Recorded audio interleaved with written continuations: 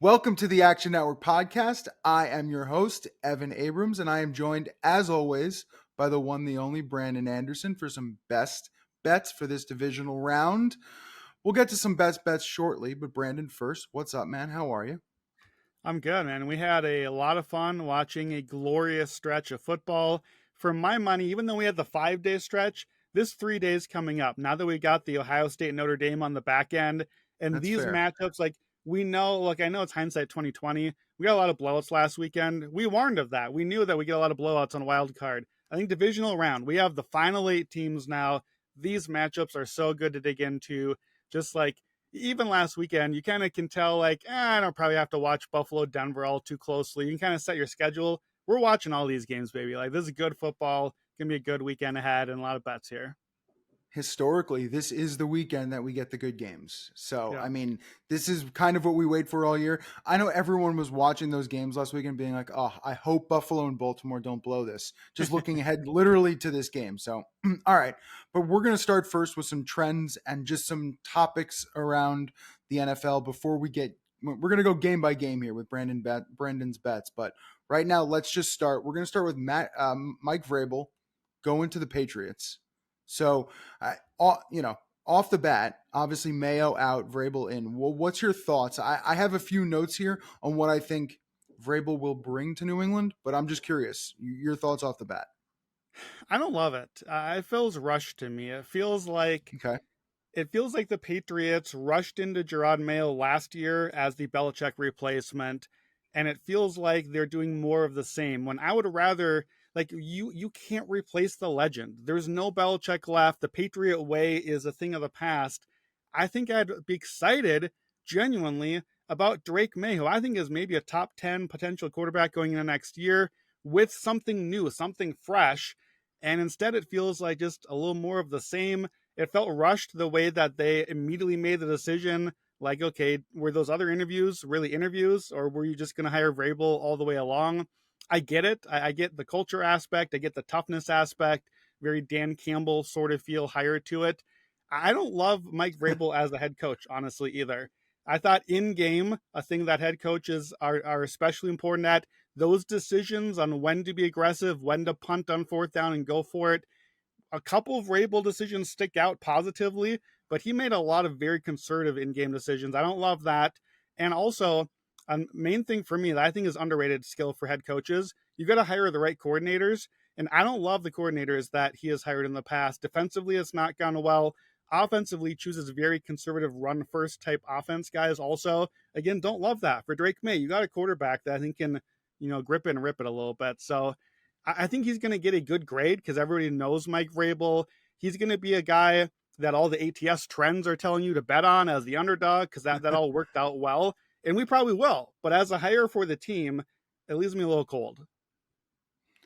It is just funny that the two guys right after Belichick were, players for the team. Like it felt very easy to go internal, at least at first, to try to go away from the legend and try to find your way out of this.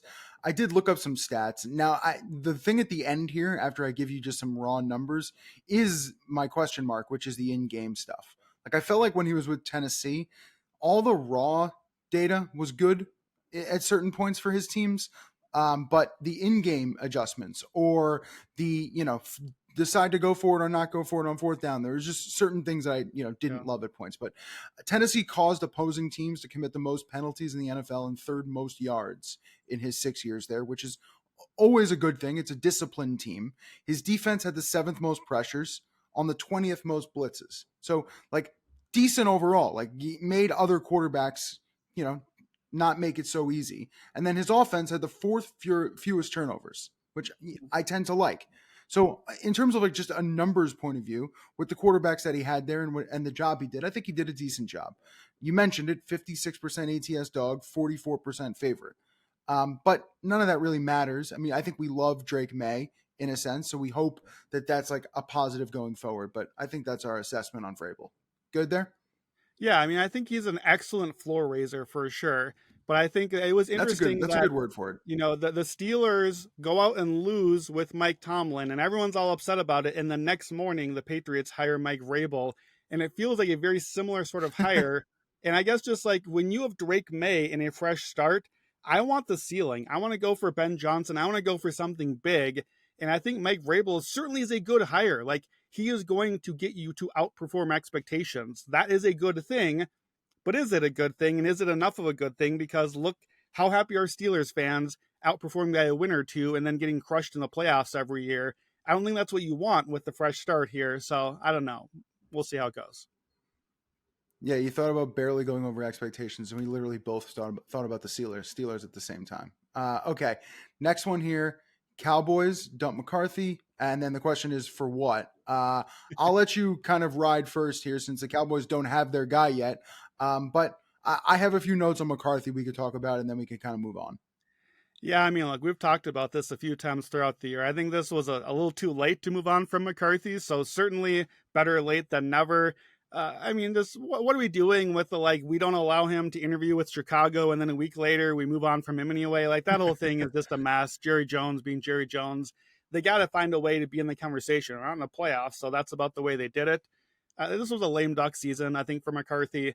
I'm disappointed in myself. Way back in like February, March last year, getting ready for this season, I was all out on Dallas. I was ready to fade this team into oblivion. They kept the coaches. We watched them get destroyed last year. And then the next day be like, yeah, we're keeping everyone. We're like, wait, what? That doesn't make any sense. And then kind of played out like we expected. In the meantime, I came back around and was like, I don't know. They'll probably be good in the regular season and then choke in the playoffs again. Didn't happen. I don't want McCarthy going forward. I know he's going to be a popular name mentioned with some of these other teams. Again, I want something new. I want something fresh. I don't think that McCarthy, even as a floor raising offensive guy for quarterbacks, I get it, but not a name I'm excited about. I think personally that even though I'd have to wait, I believe, until June 1st, I don't think the Bill Belichick thing is completely dead here. I think that that is a possibility if they decide to go that route. Certainly, Jerry would pay what he needs to. But I'm going to kind of go off the books here. Not really off the books. This is on the books.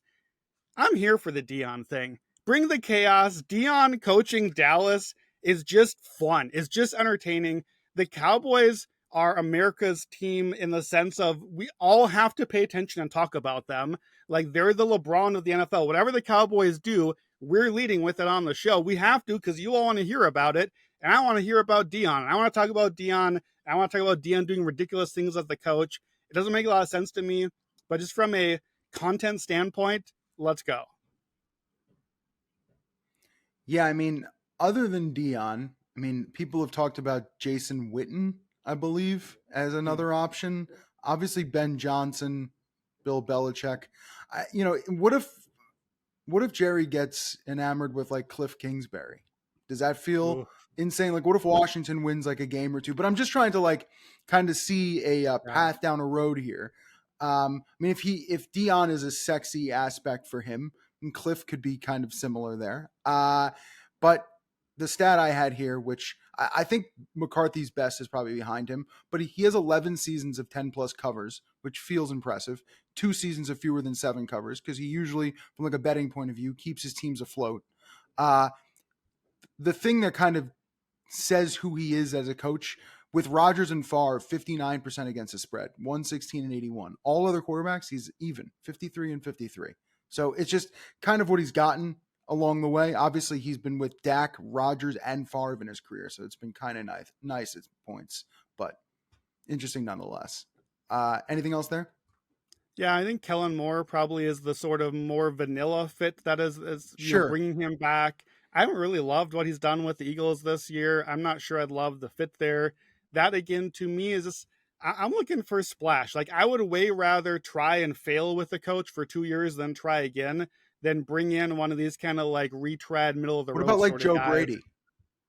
I don't What mind. about I don't Joe mind a Brady? Joe Brady. He's done well with Buffalo. That Josh Allen, I think, has played like the MVP this year under his offense.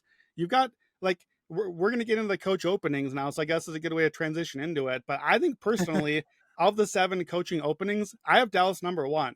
You got a star quarterback in Dak Prescott, who I think is still a top 7 guy. Star. You got a stud receiver. You got a superstar defender, who I thought was probably the best defender in the league this year, Micah Parsons. Just didn't play enough to win DPOI. There's a lot of talent there.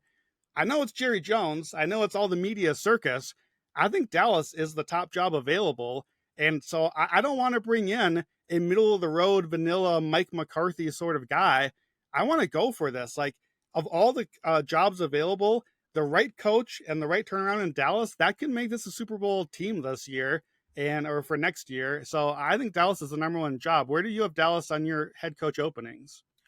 Well, so I guess the question is like, how do you rank openings? Like, what is your pillared Yeah. system for what an opening means? I mean, I think the easiest way to look at an opening is by quarterback in 2024, 2025. It's just, it's probably the most important aspect. So, like, you would rank New England above probably a few teams on this list that you probably don't have a quarterback. Like, the Jets have good pieces. You would be in New York. Your owner's a bit of a pain, but you don't have a quarterback. So like New England's situation, I mean, I think everyone agrees Drake May is good. You have very little around Drake May. Um, we don't really know how your ownership because it's pretty much been Belichick for 20 plus years, and now you're in a little disarray. But so I would say that from Dallas's point of view, I don't necessarily love Dak at this point. I think having CeeDee Lamb is great. I think, a few things go one way or the other next year. You could end up in a wild card kind of running back something similar. Like, I don't think the roster's too over the hill, but do I prefer Philly? Of course, kind of at this Sure. point. So I think New Orleans is a tough one because they have no structure, but I kind of like the situation in New Orleans. It feels a little open. It feels like you could create something you want down there. And you have a great fan base, and there's all sorts of positives around that. So I think the Raiders actually are probably almost last on the list for Yeah. me in terms of the openings. There's just not a lot of positives other than being in Vegas. And when Vegas is the only thing that's nice about the job other than the football team, that there's probably an issue there. So Yeah, I have the Raiders clearly last. You have no quarterback. You really just don't have a lot of talent. I thought the defense played pretty well, but I think that's Patrick Graham. And if you bring in a new coach, do you keep the defensive coordinator? Not often. And I know it's kind of short term thinking, but look at the competition. To me, that's part of it too. Is there a path here? And within the Raiders, you got to go against 2 games Mahomes, 2 games Herbert, two yeah, games Sean Payton and the Broncos. I'm not going to quite put him with those other two, but even just the coaching, you're up against Sean Payton twice a year, Jim Harbaugh twice a year, Andy Reid twice a year. And Andy's probably not going to be around forever, but Pat is. So, like, that doesn't sound like a real path to me. Tom Brady doesn't do much for me there. That's clearly the worst. I have Saints second worst from there. Just not to me. Like, I think you're right that if you want to, if I trust that they're going to hire me for 5 years and keep me, and I can slow build toward that, okay, it's an empty slate. I can start over, but it is an empty slate, and I do have to start over. Like, I think the Saints are still maybe on the way down before they come back up. Uh, the middle three for me: Bears, Caleb Williams; Patriots, Drake May; Jacksonville, Trevor Lawrence. I put them in that order, with the Bears last because I have Caleb Williams last of those quarterbacks. Jacksonville, I didn't expect to be so high, but here's the thing with the Jaguars. Don't love that they still have Trent Baalke, the GM. Do not love that. That's not great. If it wasn't for that, they got some interesting defensive pieces. They have Trevor Lawrence, who I like, who I think needs a better start, and Brian Thomas, who looked awesome this year. So you have two pieces. You've got the quarterback receiver combo, and you got the AFC South. And we know how we talked about that all year long. That is screaming for a turnaround sort of roster there. So I like that best about them. I had the Jets number 2 and then Dallas. I think the Jets still have Brees Hall, Garrett Wilson, lots of defensive talent. Winnable division, probably, depending on what direction Miami's going in. But it's the New York media mess. I don't know what's happened with Aaron Rodgers and the ownership and GM. If you have a quarterback, maybe they're not number 2 on this list. I think maybe I should have put them a little bit lower. But I think you're right. Getting that young quarterback, or at least an avenue to get the quarterback, I think is the way to go. I would just put in a word for Dak still. I think that he is perpetually underrated. I know we see him choke in these big moments. I thought last season he was the MVP, or played like an MVP pretty much the entire season. So I think Dallas, to me, with the talent they have, is still a potential Super Bowl roster if they can get things the right direction. yeah, I think Dallas is worth the top. I think the tough one is Chicago and Jacksonville on the Hmm. list. I'm just not sure what to do with those. Depends who you like better. All right, let's go to the quarterbacks. So ranking the quarterbacks here, I don't really want to spend much time. I'll let you go first, but my list is purely off of gut. I did no research. I looked nothing into this. I looked at the 8 quarterbacks and said to myself, who do I feel the best about and more comfortable with? And my results are very odd, but I'll let you go first. Yeah, so just ranking the 8 guys left, I thought this was interesting for one particular reason. So Mahomes is at the top. If you have any other thing than that, get out of here. Yeah. Mahomes is at the top. Then Allen and Lamar. You can go whatever order. I personally, and I know it's controversial, I'm gonna have Lamar third and a tier below. I have Mahomes, Allen, then I have Lamar, Jane Daniels. That's its own tier. I think Jane Daniels had a pretty similar season to Lamar, and I personally would put them a lot closer than most people would. Then I go Stafford, Stroud. And if I really had to pick at gunpoint, I probably would go with Stroud over Stafford, but he's not had a great year. Stafford's been really good in the playoffs, especially. Why I think this is interesting is because to me, the clear bottom two for me, and I'm not really positive which order, but it's Jared Goff and it's Jalen Hurts. And those are the 1 and 2 seeds in the NFC against these kind of upstart teams. So that to me is why I thought this question was interesting, because NFC versus AFC in the Super Bowl is either going to be a quarterback that is the worst of this group of 8, or it is not those guys, and the NFC path is open for the Rams or the Commanders, who get the better quarterback in their matchup this weekend. And I think that makes this fascinating. Brandon. Brandon. My order, and you were literally going in. I can't believe we did this. So on top of the mountain is Pat. There's no question. Mahomes. My level 2 was Lamar and Allen. I don't want to separate them. I don't. There's nothing about not trusting them, because I do trust them. I think their playoff resume and their poor, play is kind of a myth. Like, I think they're great.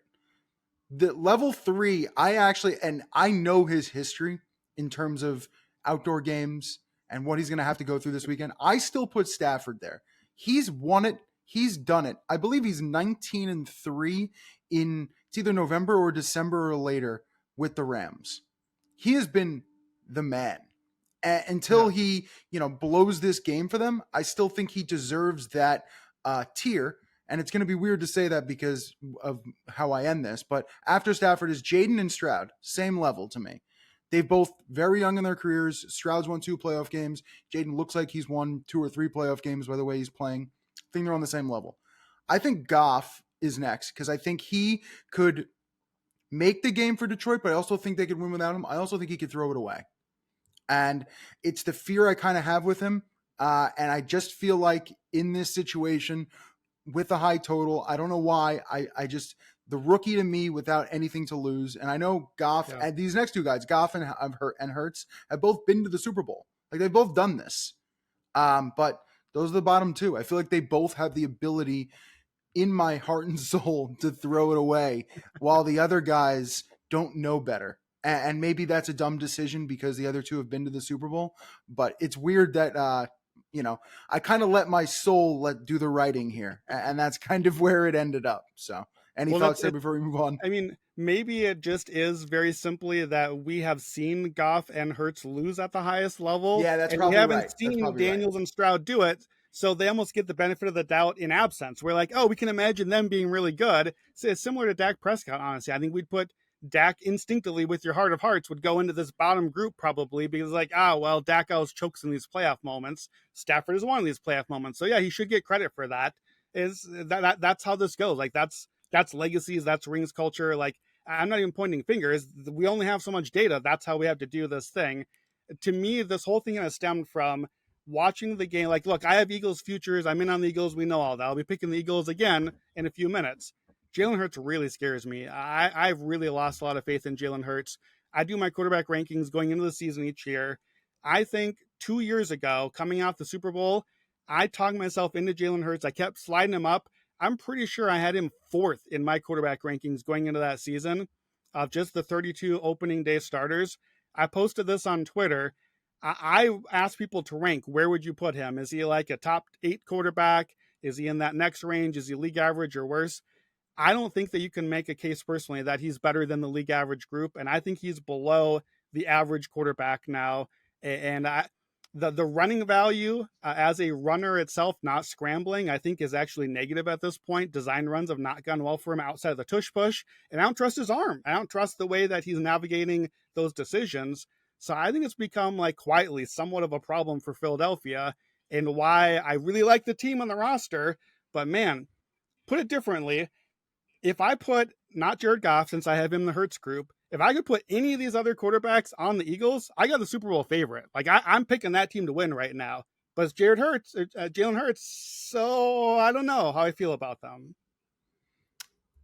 You really nailed it in terms of how I've seen them be bad, and that's something I can't get out of my head because all I ever think about is that Hurts fumble in the Super Bowl, and those types of moments just stick at me. Okay, next category: playoff stat leader bets. We're gonna do this. And one more before we get to Brandon's best bets, and we will go back and forth game to game. But these markets are just so fascinating because, okay, you're a game in. We had the conversation last week about the guys who usually play 3 or 4 games end up kind of leading these categories. But revisiting after 1 week to say, okay, well, maybe they didn't get as big of a lead as we thought they did, is just an interesting topic. So you can go first. We can go one by one here, but any markets you want to attack, just hit it. Yeah, so one that we mentioned last week, you and I talked last week about the Chiefs and Lions guys that you like. Maybe wait and see what happens on those. So we mentioned last week Travis Kelce receiving touchdowns. That one hasn't really budged. I still see a plus 950. I love that one. We'll come back to Travis Kelce and touchdowns. I've got some props on him later. Amon-Ra St. Brown, we talked about for receiving yards. That one's on me. I said to wait. We thought that maybe the line would drop. Well, I think mostly because I don't know if it's money came in on him or if it's just that there weren't really any great other opposition receivers, but his price cut in half. So I don't know that there's value there anymore. To me, if you want to do these stat leader bets right now, I think the intriguing way we saw Derrick Henry have a huge game. I was on Henry with the props last week. I'm in on Baltimore. I will be in on Baltimore again. We already know this. If you're not as in on Baltimore, I think a direct bet against Derrick Henry by betting on Bills runners is a really interesting way to play stat leaders. So, James Cook for the Bills had a big game last week, 10-1 for most rushing yards. If the Bills win, probably Cook has a good game, and more importantly, Derrick Henry's out and isn't going to win the category anymore because he's going to not get more games to go forward. So you've knocked out the minus odds favorite, and you've got James Cook looking at a much better number. I like even better Josh Allen most rushing touchdowns. That one's 20-1. Jalen Hurts 15-1. I like that one too, but it's not as direct a bet. Josh Allen rushing touchdowns. If he gets a couple touchdowns, they probably are going to win the game. And Derrick Henry's out with his 2 touchdowns. And now you've knocked out the favorite and advanced your guy. I'm on Ravens, but I think if you want to maybe hedge a little bit against that, or if you like the Bills, I think that's a smart way to bet these where you're saying, okay, how can I knock out somebody with the pick that is advancing for me and kind of add to my edge? What names stuck out to you here? Yeah, I think trying to figure out who you like in the game and then cross referencing it with each of these different categories is a little bit of a puzzle to try to figure out. But one category I do think is interesting. So just talking about Travis Kelce. So we were on receiving yards. I nibbled on it last week. It was 26-1. Well, now it's 14-1.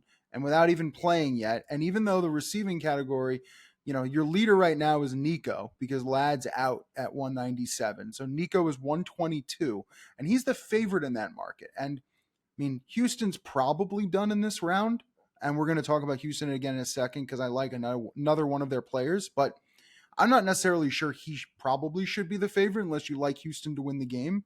So I do think a Chief or a Lion or a Raven or a Bill, depending on who you like that game, has an easy chance to overtake Nico. So I do think there's an opportunity in receiving yards. That's why I still kind of like Washington. So I was looking at McLaurin.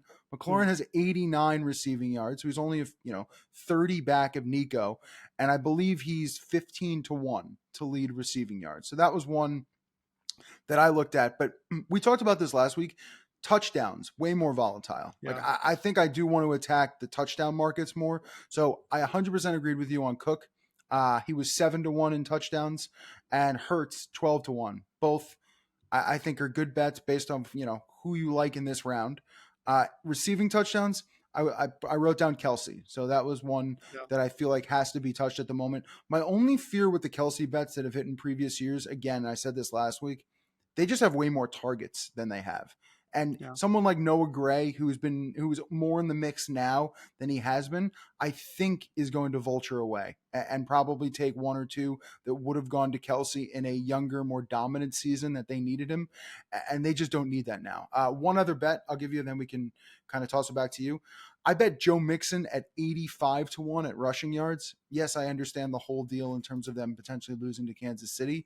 But right now, he's behind Henry and Cook and Barkley. So, yeah, understood. You're going to get probably two of those guys to advance. But Mixon right now is only 70 yards back of Henry. And if they do beat Kansas City, he was 85 to 1 entering this game, 55 to 1 last week. And the other one is Lamar, 125 to 1 in terms of yards. If they advance and he continues to kind of run the load there, I think it's an interesting ticket to hold. Yeah, the only thing I would add is I think if you really like the Commanders or the Rams this weekend, the NFC has a much easier path of defenses for guys to rack up big stats. Like, look, the Detroit game has a 55.5 total this week. Yeah. So if you are like, let's say that you like the Rams. I'm not on the Rams this week. I got my Eagles jersey on. But if you're in on the Rams and you like Stafford, maybe you like Puka Nacua for receiving yards, that'd make a lot of sense. Presumably, Puka would have to have a pretty good game this week for them to win. And then, next week you're going to play either Detroit or Washington, which is going to be a really good matchup for you. The AFC has four pretty good defenses, depending on what you think of Buffalo. The NFC, other than Philly, has three pretty not great defenses. So I think if there's a sleeper you like there or a value you like, I think NFC does give a little bit more path, especially for probably yardage on those or touchdowns too, just because maybe we get more points on that side of the ball. I think you're probably right. Those categories are just a lot of fun to try to have some projection going forward versus like I know there's markets out there for like Super Bowl anytime touchdown, but those are action. Like these are, just a bit of a different situation. You're kind of betting game to game, while those is like I'm just hoping they get there and then you get a better price. So I think these are a little bit more fun. All right. Next category here, hypothetical conference championship matchups. And then we're going to get to Brandon's best bets. So there's just markets out right now for all the conference championship games. I'll remind what we did last week, at least on my end. I liked Baltimore Buffalo under 52.5. It sits at 51.5 now. So sure, I'll take a point, but kind of still like the situation. And I liked Detroit Rams under 53.5. The game just never came to fruition. Anything on your end, and then I can give you two angles I think are kind of good. Yeah, last week I gave out Philly against whoever it was they were playing. I liked them against all three opponents, and I'm on Philly again Yeah. for next week. If they play Washington, there is a Philly minus 6.5 against Washington. It's at minus 102 right now, also, so you might even get it down to a 6. I make that one about 8.5, and that's a key. That's a couple numbers, and it's also the flip side of the touchdown where I think that we end up getting there. Now it's a little tricky because the only way Philly can play Washington is if Washington just beat Detroit, and thus the market value for Washington has to go up. But the market value for Philly goes up if they win as well. These teams just played December 22nd. So, like 4 weeks ago, Philly was in Washington -4. So they're -4 in Washington. How is it -6.5 in Philly in the conference championship with a rookie quarterback on the road? I know we like Jaden Daniels, but only a 2.5 point line swing doesn't make sense to me. 2 games they played this year, Eagles had 439 rushing yards. I'm going to like that for Philly. Even though Washington did win that game recently, they were down 27-14 into the fourth quarter. And then they just got like one really good quarter there, which I think actually Philly would maybe be a little prepared for because of it. So that's the one that stuck out. The only other one that I think if you want to have a decision on it already, we assume the AFC Championship is Chiefs somebody. Chiefs Bills or Chiefs Ravens. Right now, most books have those priced evenly. Chiefs -1.5 against either one of those. Now, the juice is slightly off, but that doesn't make any sense to me. The Bills are playing the Ravens right now, and the Ravens are favored on the road in Buffalo. So we clearly are not rating these teams equal. One of those lines has to be wrong. Either the Ravens should be favored against the Chiefs, which good luck, because they're going to get a lot of money on underdog Patrick Mahomes at home, or the Bills line is wrong. I can't believe this. My model makes Chiefs -5 against the Bills. I have Buffalo well below Baltimore. The Bills were -1.5 against the Chiefs in Buffalo in November. So -1.5 Chiefs here. I don't know. I think you have to make a decision. If you want to go ahead on those two, But also, they're both so close to a pick 'em. I'm not necessarily sure how much value you're getting. Like, if I actually thought the Chiefs might get to -5 or -4 against the Bills, then I should be grabbing this because that's huge value across the key. We're not getting that. Like, they're not going to put it above a field goal, Josh Allen and Patrick Mahomes. So I don't know if I need to rush into that one, but at least caught my attention knowing which way I'm probably leaning early on is a better. So those are the two that caught my eye. Eagles -6.5 is one I'll actually bet. Yeah, we're on the same side and then we're not, which is interesting. So I'll start with Washington and Philly. I just like Washington in the game. And I was actually going to say I'm nibbling on the 6.5, just small, because I do think that, if Washington upsets Detroit and then Philly does whatever they do to the Rams, like even if they demolish the Rams, the Washington over Detroit upset should keep that line in Yeah. check. And people will be salivating to bet Jaden. So I think it's kind of interesting. Like I would probably make that line about 6.5 or 7. I don't think it's much more if Washington wins the game, which they need to in this spot. I just have to think you upgrade them a tiny bit. So I'm a little wishy-washy on that one. And I like the Baltimore line in KC and the KC line against Buffalo. So like I like Baltimore this weekend. If Yeah. Buffalo somehow wins the game, I think the -118 on Kansas City's money line next week is a good bet. And then the other way around, I'm not necessarily sure if Baltimore gets through Buffalo. They should be underdogs. Now, do I like? Looks like right now it's -122 on +1.5 and -106 on the money line. So you're really not getting anything on either side. Yeah. So I think the KC over Buffalo bet is a better one at the moment, while you kind of have to just wait and see. I just don't have much of an appetite to lay 122 on that Baltimore line, even though I do Agreed. like the 1.5. Yeah, that was the exact same analysis I had. All I right. would like Oh, the Baltimore side, but yeah, +122 to me as books just being like, let's see what people do with us. Let's see. We think this is going to move yeah. toward Baltimore, but we don't really want to give the farm away here. Let's see exactly how much people are willing to bet on Baltimore. Oh, they're still betting it even -122. I think that's maybe what's happening, and then maybe that moves, but I don't need it that early because -1.5, -1, +1, 1.5. I don't feel like I lost much value there, even if I miss out on one of them.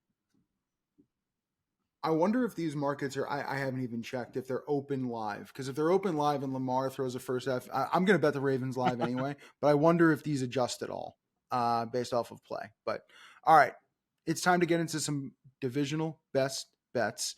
If you want to tail some of these best bets, we have them in quick slip links in the podcast and video description for you. Just click those and a bet slip will open in your sportsbook app so you can tail. Easy as that. Just check the description. They will all be there, and we will go one by one right now from game to game. So, Brandon, we're going to start with Houston and Kansas City. Now, I'm just going to toss to you initially for your bet here, and we can kind of go back and forth on some of your analysis. You've got props. I've got some notes and stats. So you start first, KC Houston. So I knew from the moment that Houston won the opening playoff game, I knew it. I knew I would have to be on Houston this week. After dumping on them all season, I knew that I'd be begging myself to try to take the Texans here. To me, this game right off the bat, this is the trend spot of the week. So I'm going to start with the trends.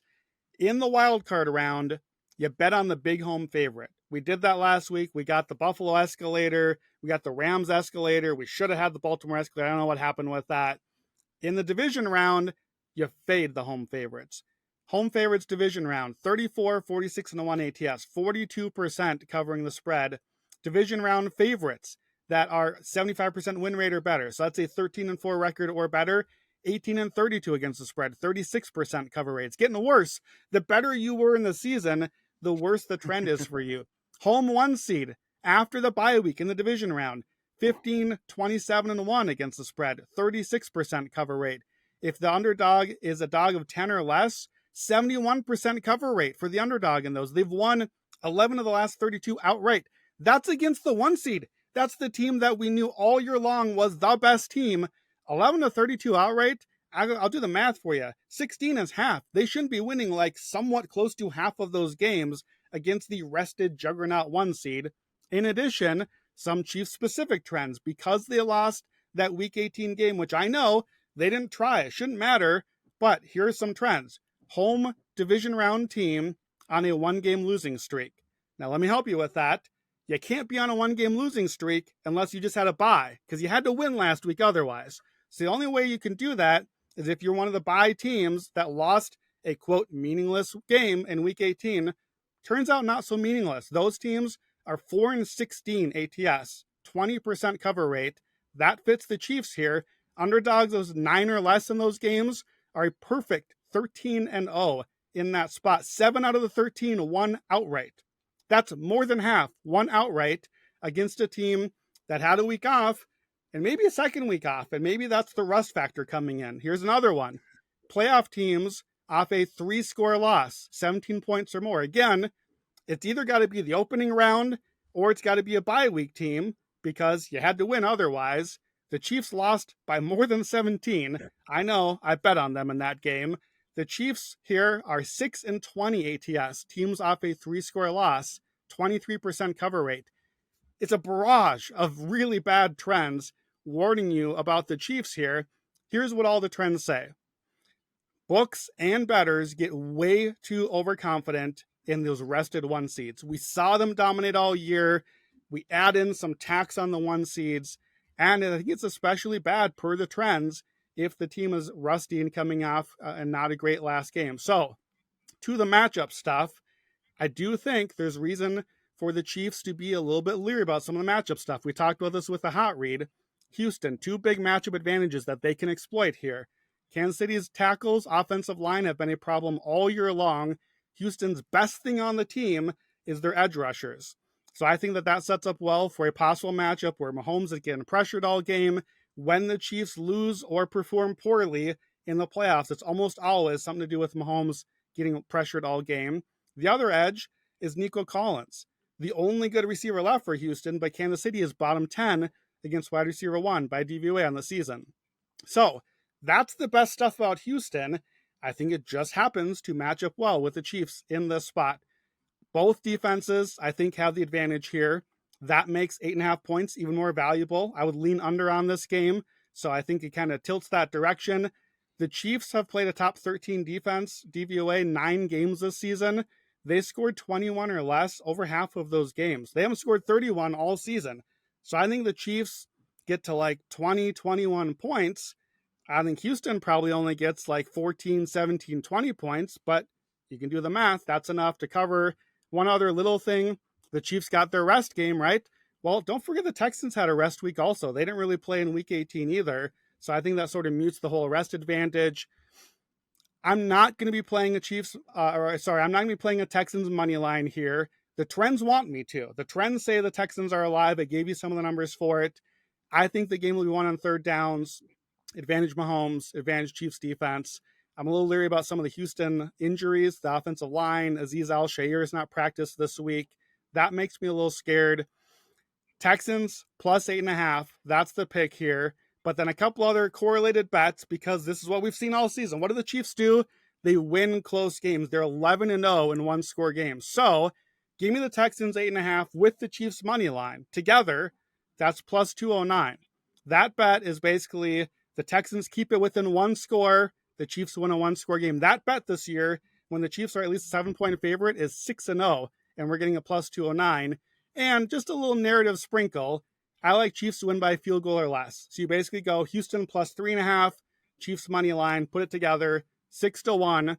The Chiefs did that 5 times this year, won by 3 or less, and 4 of their last 6 playoff wins have been by 3 or less. That's the Chiefs' magic. That's what they do. I think this game gets interesting. I think Houston's confident after their last game. They kept it close all the way along. I like the Texans to keep it close.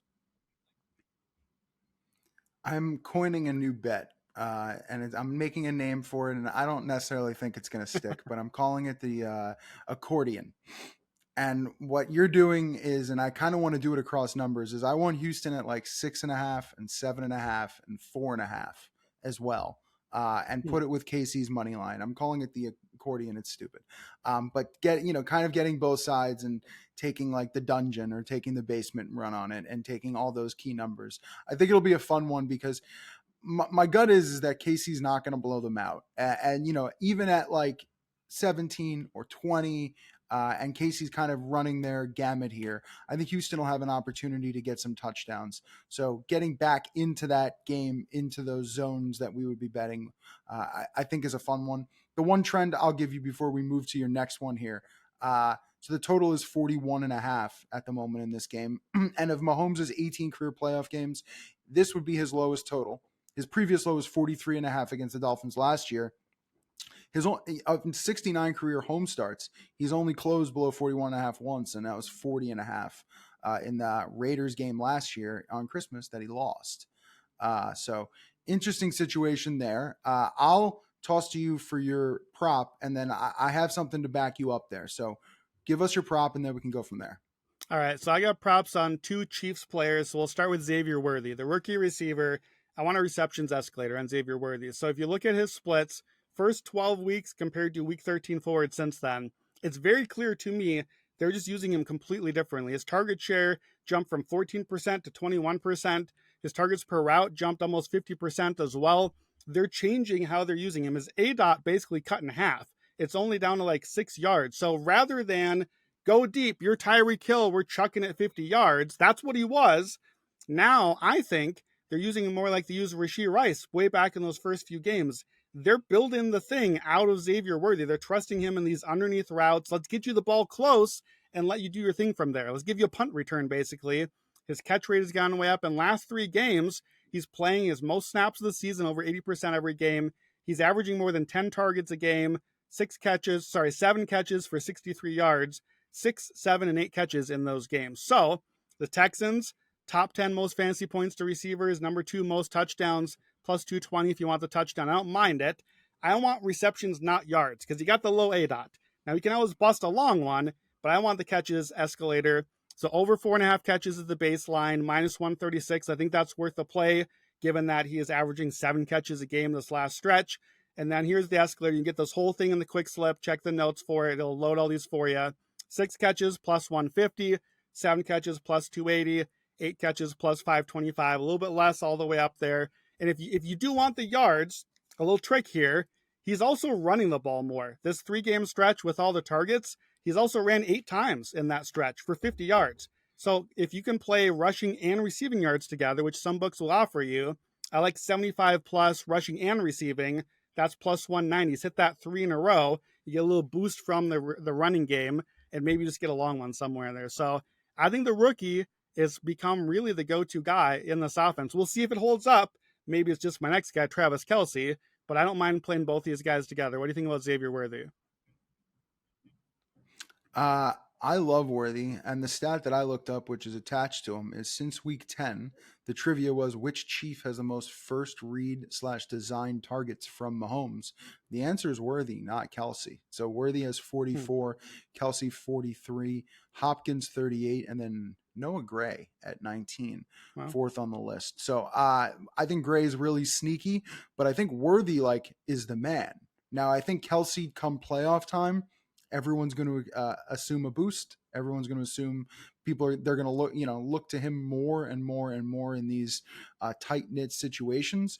But Worthy is by far their most explosive player. And if they trail, which you and I have talked about Houston and maybe sneakily kind of liking them, to me, it makes Worthy even more explosive in this game because they're going to need him to do things versus them trailing and maybe just trying to burn some clock. So I'm all about it. Talk to me about Kelce. Yeah, I think too the trailing idea or even a close game, you get like a 2-minute drive, you get some short passes. Xavier Worthy and Kelce are going to be the short pass dump off sort of guys. So I'm going to play both guys here because I think Xavier Worthy is the volume guy. I think Travis Kelce is the red zone guy. So I'm playing what I'm calling the Travis Kelce legacy escalator. Here's this guy's stats the last 4 playoffs, 13 games, which is crazy enough as it is. In 13 games, he has 113 catches, 1,271 yards, and 13 touchdowns. He's averaging a touchdown a game. He scored in 10 of the 13 games. He has at least 71 yards all 13 games in that playoff stretch. And with Mahomes, he's now played 18 playoff games. He has 18 touchdowns, at least 1 in 13 of those games. So I look at the stats from the season, the game-by-game log, throw it out because I learned the hard way last year. Throw out last year's stats too. His stats from this year are almost identical to last year. Then we got to the playoffs. They took off the kid gloves and we're like, okay, we saved you all year for this. Go do your thing. And he instantly was a different player. By the way, off 3 weeks of rest, probably doesn't hurt either. So I'm on the touchdowns. You can get the touchdown for Travis Kelce plus 160. That is insulting to what he has done in his playoff legacy. Playoff history for him should make that more like minus 250. So I know it's somewhere in between because he is getting a little older and he hasn't been the same this year, but plus 160 for the touchdown. And then this is the Gilles Gallant special. He tipped me off to this. I'm always watching it. First Chiefs touchdown, plus 475. You can get this one with a quick slip. The Chiefs, for whatever reason, in the playoffs, just go to Travis Kelce right out of the gates.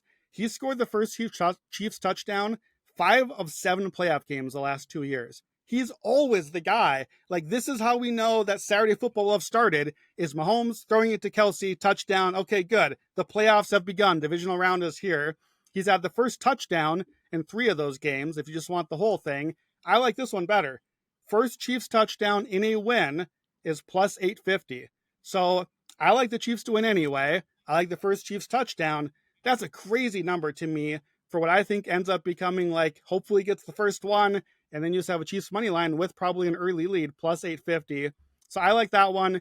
We mentioned the receiving touchdowns already just for the entire playoffs. The leader on that one, plus 950.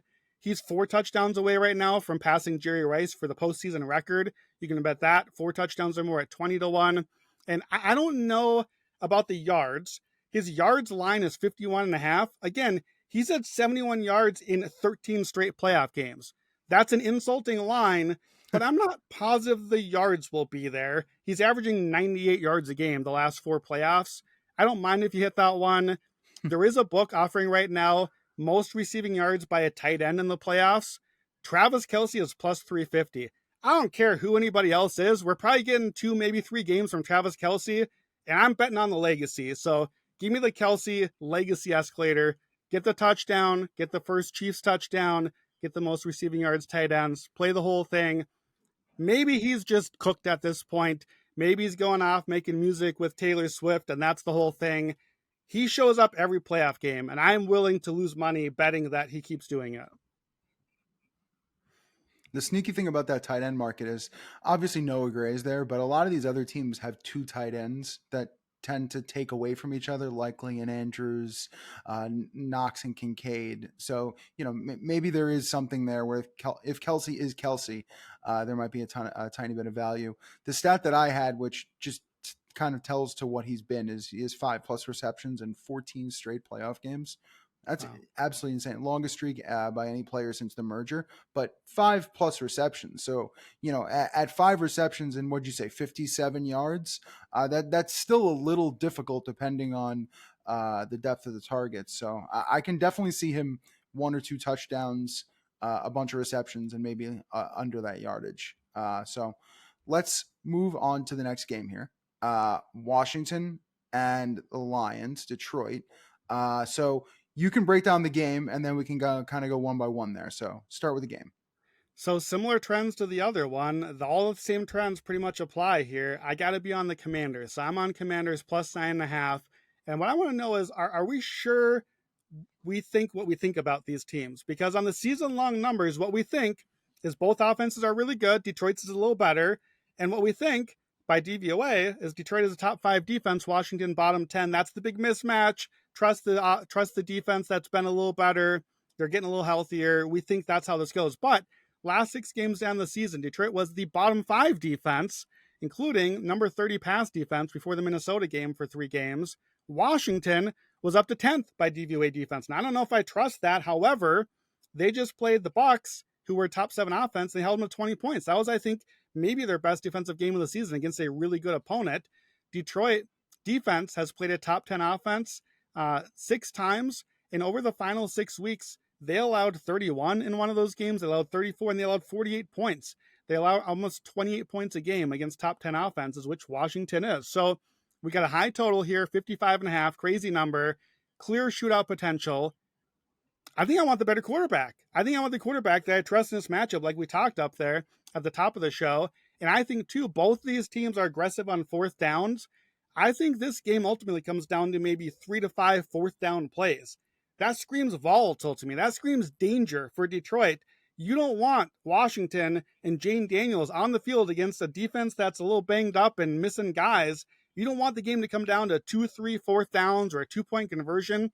That's not what you want as the 1 seed. So some of the trends here, similar to before, fade the division home favorites, 58% against the spread. Fade the 1 seed after the bye, 64% against the spread. One unique for this one here, division round, if you're on the road and you miss last year's playoffs, so you're proven now. You've won a game, even though you're on the road now. You're 28-14 against the spread. That's 67% for the Commanders here. So I think the number is just too high. Detroit 6-2 in playoff opponents this year, but 6 of those 8 games were close. They only won twice by 7 or more points. Washington has not lost by more than 8 since the season opener. Since Jaden Daniels' rookie debut in the NFL, they've played 13 out of their 18 games within 8 points, including 4 of their 5 losses, everything except just that opener. So, Commanders plus 9.5 to keep it within 1 score. But I'm going to keep going because I think that they're alive to win, and I am playing them to win in this case.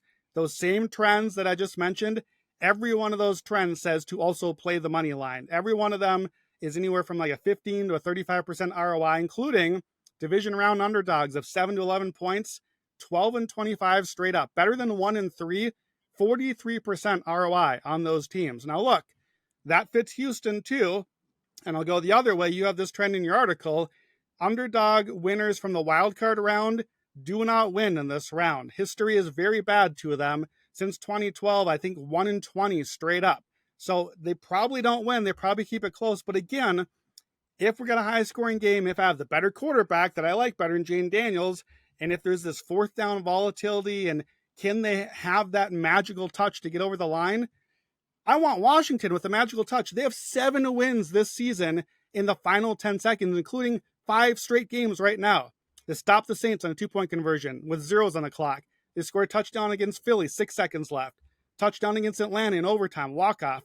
Touchdown against the Cowboys, 3 seconds left. And then now we got the DC Doink last week, the walk-off field goal winner. I think this is a team of destiny pick. I'm not going to play the money line plus 410 because I don't think Washington can win by much. Washington by 1 to 6 points. 600, 6-1 odds. That's my pick. I think the Commanders can actually pull this thing off. Yeah, this is, you say magic and you say destiny, and I'm like, is he talking about the Lions? And then you say to yourself, no, he's talking about Washington. I mean, both these teams feel like we've called magic and destiny over and over again, and it's just fascinating that they have to play each other. One stat I'll give you before I just give you a concept. Playoff underdogs of 7.5 or more, 32-29 ATS last 20 years. We get it. The thing I thought was interesting, if the dog scores 17 or more, they're 26-13 ATS, 67%. If that dog scores 21 or more, 18-8, 69%. It's just really a question of Washington's averaging 28 points per game. Washington tends to put up a bunch of points in these games. How many points do you think Washington can get in this one? Because, yeah, Detroit could win 49-29 or something like that. Sure. But I think if you get to 24, 28, you're going to hope Washington gets the cover, and the data kind of says you probably will. The other one I'll toss here, which I just thought was interesting before you get into your prop, when I started looking up this Washington-Detroit game just beginning of the week, I asked myself, has a running quarterback ever won a Super Bowl? And I believe the most rushing attempts from a regular season from a QB to win it was Russ with 96 in 2013. Since we've had like Cam and Hurts and even Russ again, they've lost in the Super Bowl with 100 plus. So this year, Hurts, Jaden, Lamar, and Josh, all 100 plus. Now, obviously, that leaves Goff and a few others in terms of like who could not make them win. But we've seen 49 quarterbacks, 100 plus rush attempts. 3 made the Super Bowl. None have won it. So we're really trying to say to ourselves, like, we're looking into something different here. I like Washington. I'm with you. But this is also something, we just haven't seen. Like, Jaden could lead all quarterbacks in passing touchdowns by the time this is over if he gets there, or he can lead them in rushing. And I know we can say that about Lamar, but I do think it's possible with this Washington team, which makes this weekend so interesting. Sorry for the little spiel there, but I thought it was fascinating. Talk to me about your prop. What do you think? Yeah, so I actually looked at Jane Daniels' rushing props here. I was on the escalator last week. It was feeling good. I think he had like 8 carries for 30 something yards at the half. And then they just didn't really use him a lot as a runner in the second half, including all those red zone chances. I'm like, run the ball, stop standing in the pocket. So beyond that, and the fact they moved the lines, his line is now 9.5 attempts, 55 rushing yards. Even our 15 plus attempts, that one cut in half. I was looking at that. I looked at Terry McLaurin. He's been red hot on touchdowns. Amon Ra, I think, can chew up the middle of the field.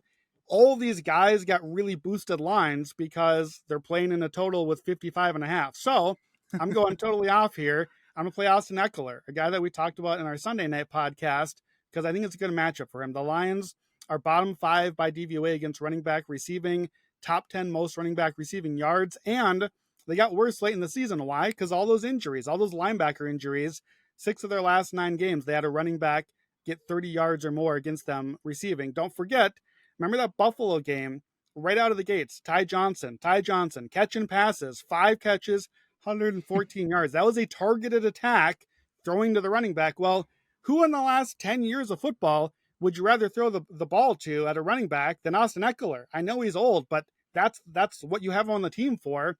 You have him out there to protect the quarterback and to play those third downs and passing situations. He was back last week. 3 catches, 4 touchdowns. Even though he played under half the snaps, he was still kind of ramping up from injury. When he played at least half the snaps this year, 7 times, he averaged 3.3 catches, 32 yards, including he played 50% of the snaps or better, all 5 Washington losses. So I think this one fits the script here of what's an expected Washington loss, even though I'm picking the other side. I don't want the median outcome. The line is like 21, 22 yards. If you look at his game-by-game stats, he can have like 5 yards one game or 7 or 40 a different game. I don't need the middle ground, so I'm just playing the high end here. 3 times this season, Ekeler caught 4 passes. That was in losses to the Ravens, the Bucks, and the Eagles.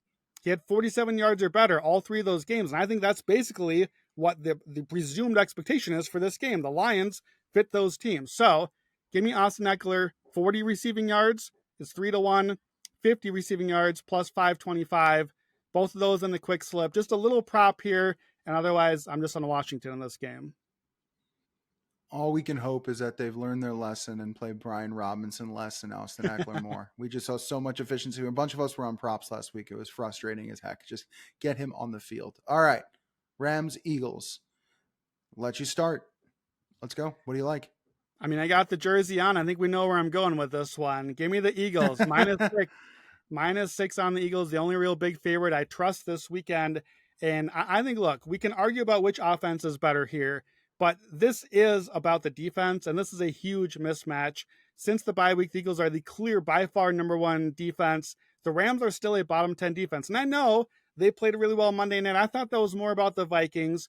But more importantly, in this matchup, I think it's a really bad matchup for the Rams. They are a small defense. They are a fast defense. They've built that way on purpose. That's great against Minnesota. They're quick getting after Sam Darnold. It's not so good against power run teams like the Eagles. They just played this game in Los Angeles in November, 37-20 for the Eagles. Philadelphia in that game ran 45 times for 314 yards. They dominated that game, 480 yards to 290. That's a huge margin.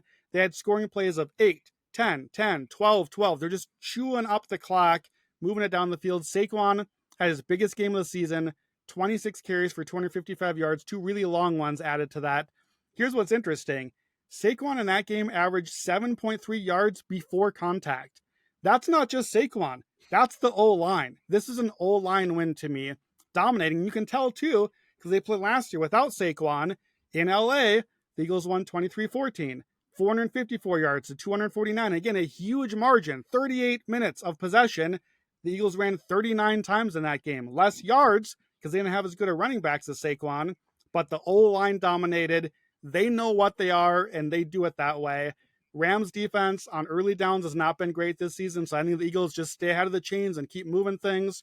And the Rams, especially against top 10 run offenses, have not been good this year.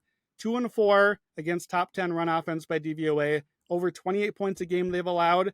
In one of those, the 2 wins was the 44-42 Buffalo win, the shootout where they played like perfect ball the whole game.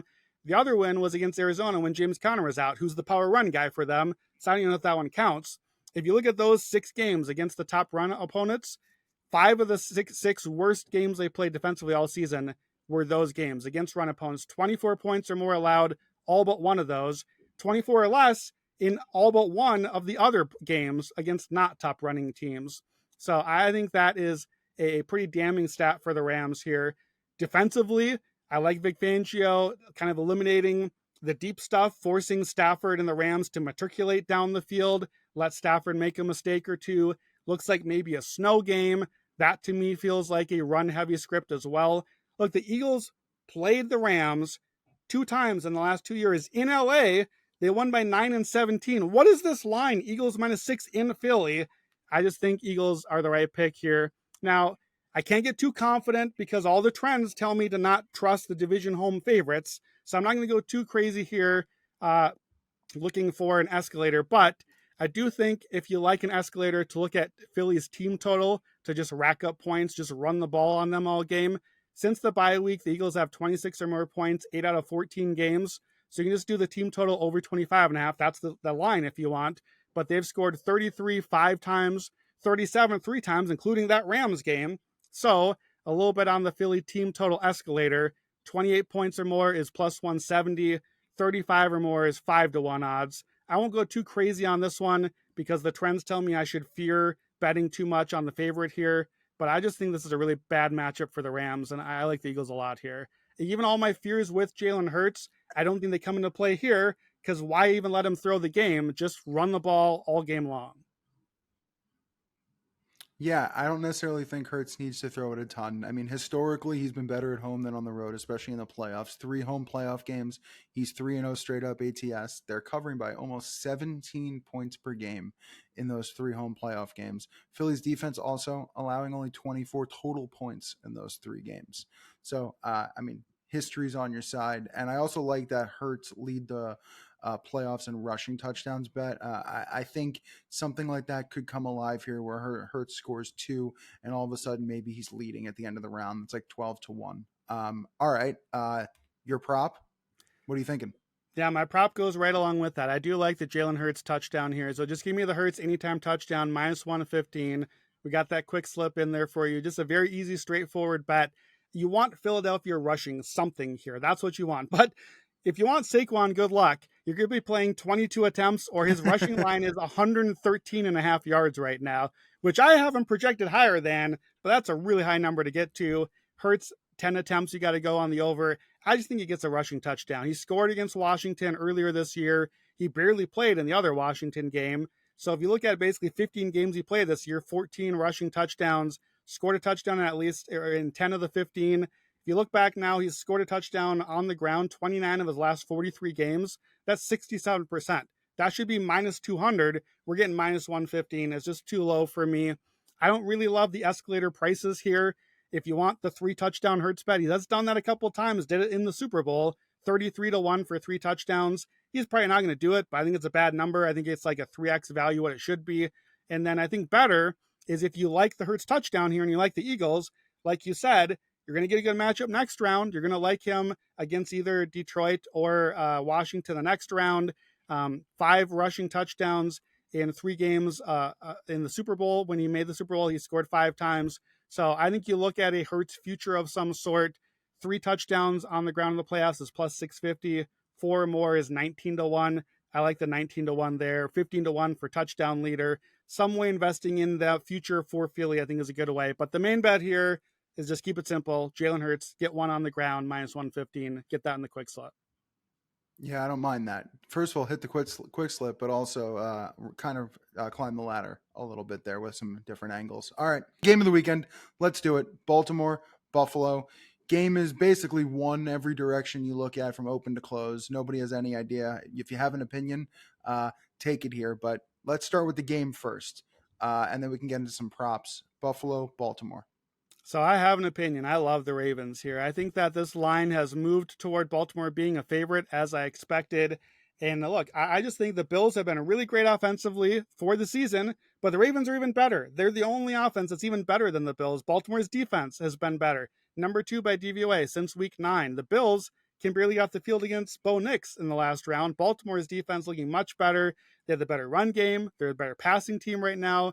They have the better coaches. They're even better at special teams. The one weakness Baltimore is supposed to have, Buffalo's special teams has been even worse so far. So again here, I think weirdly, the two Sunday games sort of mirror each other in a way that you might not expect, because I think Buffalo's defense is a bad matchup for them against a power rushing attack.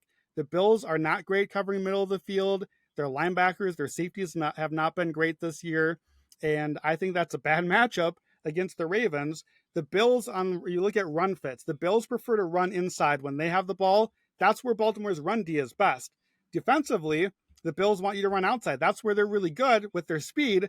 They're not so good against power run up the middle. Well, hello, welcome to the Ravens. So Ravens this season had an explosive play that's 10 yards or more, 25% of their plays. That's number one in the NFL. Guess who was worst in the NFL defensively explosive plays? The Buffalo Bills were 10 plus or more yards on 24% of their plays. That played out in week 4. First play of the game for Baltimore. Derrick Henry, 87 yards to the house. Finishes with 200 yards almost, 35-10.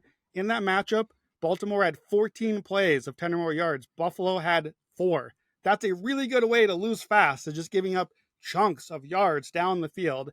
If you look at the defense, Buffalo is 3-3 against playoff teams. When they face a top 12 opponent, they've allowed 30 points a game in 6 games there.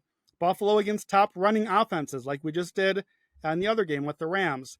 5 games, they've allowed against top 11 run offenses 20, 28, 35, 42, and 44 points in those games. That's their 4 worst defensive games of the season. That's a shootout with the Cardinals back in the opener, James Conner. That's a 48-42 with the Lions, 42-44 with the Rams, and obviously this Ravens game. So I think it's just the wrong game for the Bills defense. Worse early in the game. We know how good the Ravens are early to get out early. The Ravens offense has been pretty battle tested. Here's the thing for me. I think people are going to make this the MVP narrative game because it's Lamar and it's Josh Allen, and everyone's going to say whoever wins, that should be the MVP. I think that whole conversation is backwards. Let me say this clearly.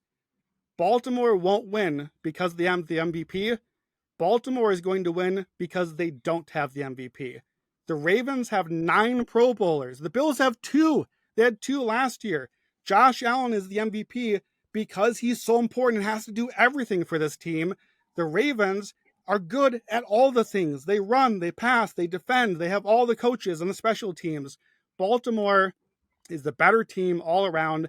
The Bills only win if Josh Allen is just that much better than Lamar Jackson, because that's the only real edge they can have here. Being the MVP is not a compliment to your team. It is a fact that the team is not good enough, so you have to be that valuable. I think the Bills lose because Josh was that valuable to them this year. So, Ravens -1. I will also play Ravens -6.5, plus 215. All 8 wins they had against playoff teams this year but were by 7 or more points. And I will nibble 35 Baltimore points at plus 390. They did it last time against Buffalo. They've done it 6 other times. I know it's the game of the week. I know it's the one we're waiting for. I think it's a bad matchup for Buffalo. I think Baltimore is the better team, and that's why they win, not because of the quarterback. Josh is more important to his team. Lamar had the better season. With that, you can figure out how you want what the award means. But to me, that's the situation. I'll give you one stat and then I'll toss it back to you. Lamar opened as an underdog in this game, plus 1.5. Now sitting at -1.5. When he opens as an underdog, forgetting the situation, he is 17-3 against spread in his career, including 19-1 in a 6-point teaser. So Wow. Usually the right angle. But we will see what happens there. I'll toss it back to you. You like one prop, and then I'll get us out of here. Yeah, last prop here for this game. Now, if you want to just do the Derrick Henry prop we've been doing, 100 yards and 2 scores, this week add the win in since the line is close. That's plus 480. I don't mind that one. He's still doing it in over a quarter of the Baltimore wins. If you like the Ravens, well, he did that against the Bills earlier this season, so I don't mind that. I'm going to play the other Baltimore running back, Justice Hill. I'm going to do a little bit of an Austin Ekeler here. I like Justice Hill as a receiver in this one. Last week, we tried to fade the Bills as a receiving running back. Javonte Williams didn't do anything for me. Going back to the well, Buffalo allows top 2 most receptions and yards and touchdowns to running back. 42 yards a game receiving to running backs. They're not good short. They're not good over middle of the field. If you look at Justice Hill, last game against Buffalo this season, that was his best game of the season. 6 catches, 78 yards, and a score. He only actually played 20 snaps in that game. So it's not like that was a script thing. Oh, yeah, well, they were behind all game, so they had the receiving back out. No, no, no. They were way ahead all game. He was barely on the field, but when he was on the field, he was just carving up this Buffalo defense. So here's what's interesting with Justice Hill.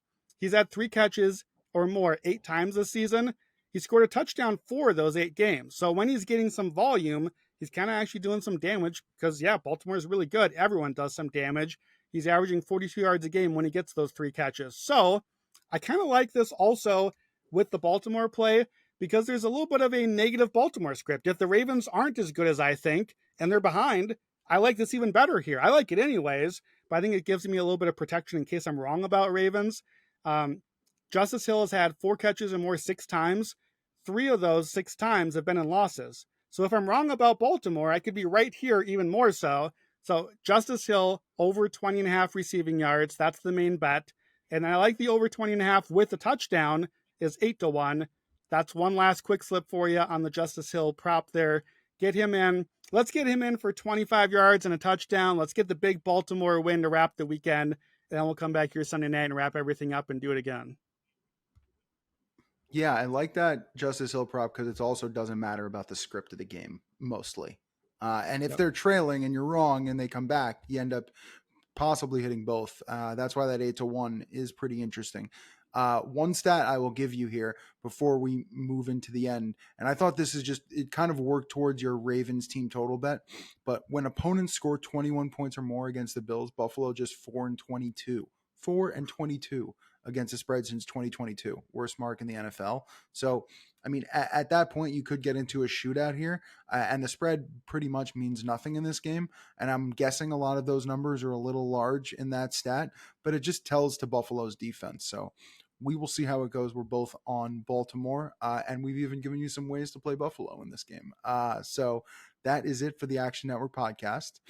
For our divisional round episode, Best Bets, do not forget to download the free award-winning Action Network app to see more from all of our Action Network contributors. Plus, you can track your own picks. Also, check out the Action Network Discord server to chop it up with experts, follow gamblers. I'm in there. A bunch of people are chatting during games all the time. There's a link to join in the description of this podcast. Plus, if you want to tail some of the bets that we gave out today on this episode, make sure to look for the quick slip link in the podcast and video description below. We will be back Sunday night for the recap episode. Thank you for listening. Good luck with all your bets this weekend. And here's to the best weekend in sports. Let's do it again.